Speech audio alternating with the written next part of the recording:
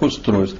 Кстати, есть еще один замечательный документик, вот у меня, стратегия развития электронной промышленности России. Да, подписанный господином Христенко. Да, вот я покажу этот документ.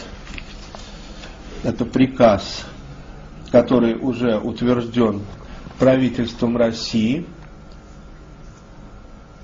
И согласно этого документа, вот не позже 2025 года в мозг каждого гражданина России должно быть внедрено наноэлектронное устройство для связи с глобальными информационно-управляющими сетями типа интернет. Вот дословно зачитаю. Внедрение нанотехнологий должно еще больше расширить глубину проникновения наноэлектроники в повседневную жизнь населения. Должна быть обеспечена постоянная связь каждого индивидуума с глобальными информационно-управляющими сетями типа интернет. Наноэлектроника будет интегрироваться с биообъектами и обеспечивать непрерывный контроль за поддержанием их жизнедеятельности, улучшением качества жизни и таким образом сокращать социальные расходы государства. Самое главное, сокращать социальные расходы государства. Широкое распространение получат встроенные беспроводные наноэлектронные устройства, обеспечивающие постоянный контакт человека с окружающей его интеллектуальной средой, получит распространение средства прямого беспроводного контакта мозга человека с окружающими его предметами, транспортными средствами и другими людьми. Понятно. Вот. Скажите, Валерий Павлович, есть ли глубинное противоречие между попытками установить тотальный контроль, сейчас как раз вы об этом говорили, над человеком и верой в Бога? Но ведь действительно человек сотворил...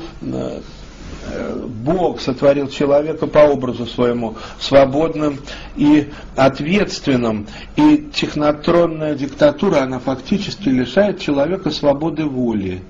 То есть он действительно превращается в управляемый механизм. Такую, да? Да, а общество в биомассу. Вот именно что цель этой системы — полное подавление богоданной свободы человеческой личности и превращение вот человека, как правильно тут сказано, в кавычках, конечно, правильно, в биообъект, удобный для эксплуатации.